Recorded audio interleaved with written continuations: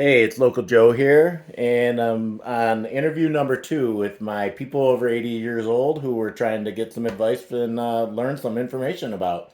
So the first person I did was my grandpa Sal, and now I'm going to be sitting here with Marty Diskin, and he's going to give us an overview of his life and how he grew up and those kind of things. So, Marty, how you doing? Well, I'm going to be 95 in 2 months, so I hope you don't care how I'm laying here covered up Yeah, he's a in little this cold cold. now. It is in your defense it is what, -10 or something today with the wind chill. So Oh, yeah, I think pretty bad. anybody would be chilly. Um so yeah, you said you're going to be 95. So what year were you born then? 1929. 1929. Right in the middle of a big crisis, huh? It wasn't on yet. Not yet. Started later in the year. Okay. Where did we live? My mom said we lived 3 blocks from Bridge Stadium, which became Tiger Stadium. Okay. And then we moved somewhere on Hastings Street. It was a big Jewish neighborhood, and so I never felt any prejudice or stuff like that because half the people were Jewish. And then the Depression started, and we moved near Grand Boulevard and Russell Street, Okay. also a Jewish neighborhood. And I think we moved quite a bit because of the Depression. My dad worked for Chevrolet Gear and Axle in Hamtramck, and I went to 3 different grade schools. So I assumed he kept getting laid off. And I remember once getting powdered milk and everything was probably from a welfare office. Okay. But you didn't know that at the time. You just No, yeah, later on you realized what must have happened. I was a kid then, and I didn't care. I had a Yeah. good time. Well, that's parents' job, right? Don't let the kids worry about it.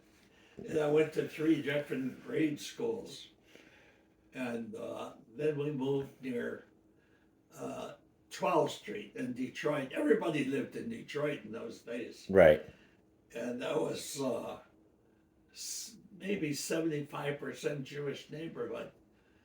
And what did I? That was Detroit was nice back then. A lot oh yeah. nicer, real. We didn't lock the door. Yeah. No, didn't lock the door. I left my bicycle on the grass every night. Nobody bothered it.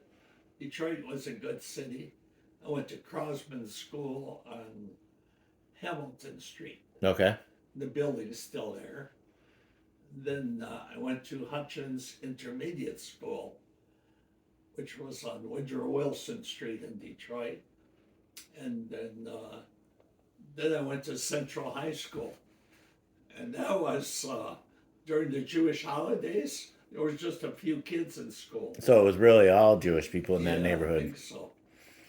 And No. So what did you do in high school? Did you play sports or anything like that, or what were you like in high school? I was in the Spanish class. I was a skinny kid, couldn't make the football team. Okay. You wanted to play football, or Yeah, I wanted to. Played a lot of baseball, but I wasn't that good. But way before that, when we lived near 12th Street, I got my first job when I was 13 years old, selling free press newspapers and delivering them. And I made $3 a week, and that was good money in those days. yeah?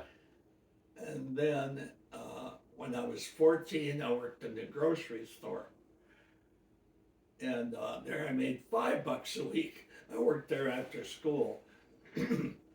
So in those days, $5 was pretty good money for a kid.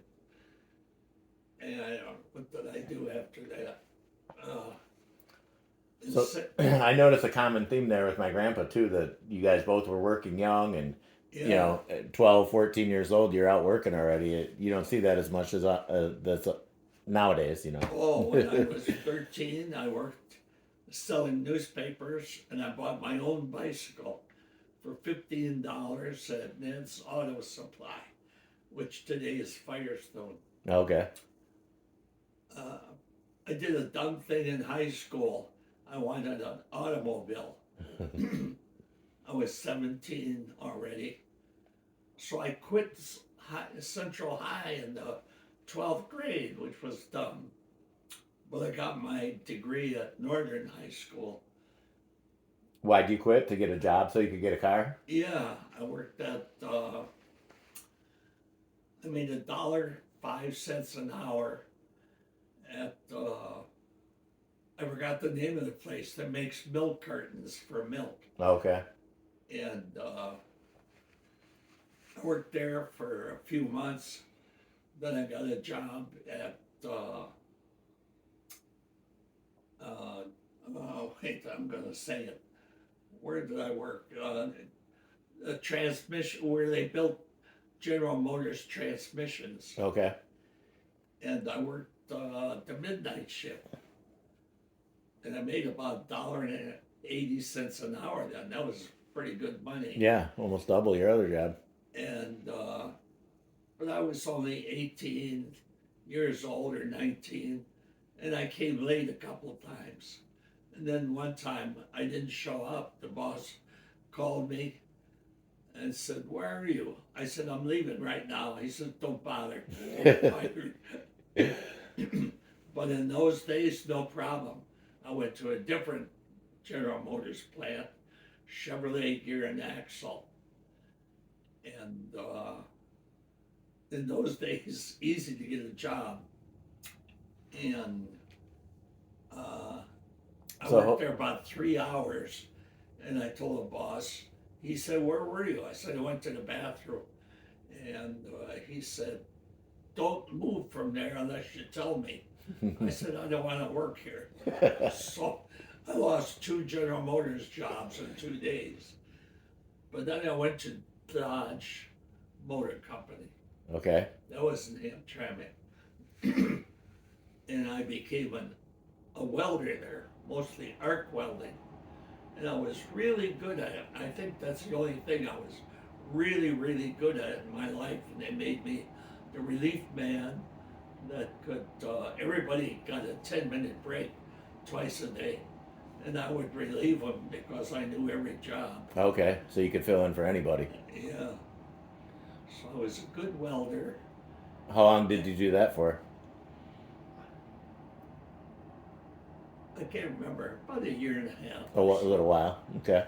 Oh, that's right. I worked till I was 20. So I worked there almost 2 years.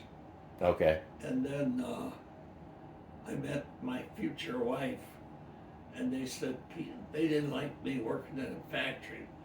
So I quit that Who's job. they? Her your wife's family? Yeah. How did you meet your future wife? Dorothy, right? Yeah, Dorothy. She lived next door to Pearl, who I liked, but So you were courting Pearl and you met Dorothy, who you fell in love with. so then I quit that job because of that and got a job for High Grades, delivering meat, Okay. delivering delivery. And I didn't know. I said, "Can I work near my home?" He said, "You bet," the boss. Because I didn't realize the Jewish butchers, they got the whole side of beef at a time, which sometimes weighed 200 pounds. Okay. 45 pounds more than I weighed. Right. But somehow I got them on my shoulder and got them in there. So it was some meat I had already had, I think, 8 jobs before I was 21. And what happened then? The Korean War broke out. Okay. And after a couple of months, I got my draft notice and went to Alabama, Dothan, Alabama, way down south. So I was a soldier. And I missed my girlfriend Dorothy. So I wrote a letter in June. I said, "Why don't we get married?" She said, "Okay." So I drove home on a 3-day pass, and we got married, and I took her back with me to Alabama. So she was, I guess, a pretty good girl. We rented a room, and I was gone during the day. I had to report for duty 25 miles away. And then they had a list there called the FECOM list, Far Eastern Command Service. And my name came up on it at the beginning of December. So I took Dorothy back home. Did that mean you were leaving? And then That's what that I meant? had to report back. If you got on that list, though, is that what that meant? That you were going to have to, you were going to the Far East? So I was lucky in the Army, by the way. I wasn't a foot soldier. Yeah. I had worked on cars a lot, so they made me a mechanic, which was a good thing. So first I went to Japan, because I had an education, and they wanted people for the CBR program, chemical, biological, and atomic age, to take care of the equipment if I went to Korea. So I liked Japan very much. A couple of old time soldiers would spit on the ground when they saw me. Why is that? Old-timers. Well, because they had fought in the war, I guess. Oh, okay. Oh, and they didn't like the Japan. So they were mad that you did? Well, Japan was great for me. Right. I traveled around a little bit. I was only there. Oh, you meant the Japanese soldiers would spit at you. Oh, yeah. I thought you meant American, so that's why I didn't understand. But No. okay, that makes more sense now. So otherwise, you had a pretty good experience there, though. Yeah, I would like to say there's people today that they were distressed. They think it wasn't right for us to drop a bomb Right. and kill 100,000 people. Yeah.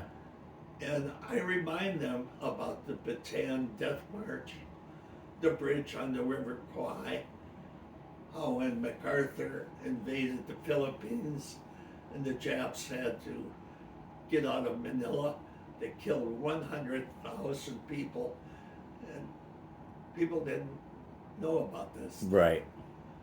So then I went to Korea, and I was lucky. I wasn't like Sal. I wasn't on the line. I was about a mile behind the line, fixing trucks and jeeps, whatever. And we only fought against the Chinese, and they would lob a shell in one or two at a time. So we had a pretty good sergeant and a captain. He said, "Move back another mile." Okay. So I was pretty lucky there.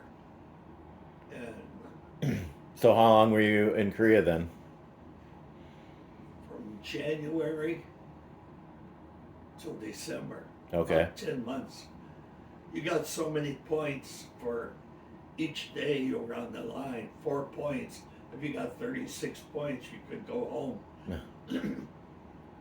And we worked hard in Korea. I wasn't a foot soldier, but we worked from morning till night, Right. till it got dark. And it was cold. I got used to sleeping in the ground. I loved my sleeping bag. Okay. Oh, and I got promoted while I was there to corporal. And Sarge says, "You're going to check everybody. Make sure they take off their boots once in a while and wash their feet." I said, "Where are they going to wash their feet? We don't have running water here." So my experience, I felt sorry for the Koreans. We came by on a train through Seoul, the capital city. Yeah. There wasn't a building standing Really? anywhere, because their army went this way, our army went back, then their army came back, and then we went back. So Grandpa Sal was on the 38th parallel line, and we were about 2 miles behind him. And I forgot, they made me corporal of the guard. I had to go check and make sure there was somebody on guard all the time. after 2 hours. And then I sent a letter to Dorothy and said, I'm coming home. That was before February. And when I got home, I went to the High Grades Meat Market. I said, I want my job back. And he had to think about it. And then there was a thing called the GI Bill, which I took advantage of. And I went to electronic and communication school. The GI Bill helped pay for that, right? Yeah. That's how that worked. They paid for it. Not only that, they gave me an allotment. And after a couple of years, I was going to continue at Wayne University and get a degree. But about 7 or 8 companies came to interview us. The best job of all was huge aircraft, building rockets in California. But Dorothy didn't want to move. And IBM gave us a big sales talk. So I went to work for IBM. And they were pretty good. Now you were in. Where were you at this point? You were in Alabama still, or did you come back to Michigan? Oh no, that was in Detroit. So you had come back to Michigan after the war. Oh yeah. Okay. Okay, so IBM. So you and Dorothy are married now? Oh, when you got back, you got married, or yeah, we got married when I was in Alabama. Oh, before you left. Okay. Yeah. So you're married. You come back to the States. You move back to Michigan, and you get this great job at IBM. I remember getting promoted to corporal. I got a raise, and Dorothy got a raise in her allotment. Okay. So we did okay. So now I'm working at IBM, and the first thing they did is send me to Endicott, New York, where they had a school there and a factory. This is before computers. It was tabulating machines and key punches. Okay. And sorters and all that. And then I came back, and my first displacement was at Blue Cross downtown. I had to take care of about 110 key punch operators and their machines. I have to tell one story that's funny. Okay. This one Negro lady, she kept complaining about her machine. It says it skips spaces. Okay. I couldn't fix it.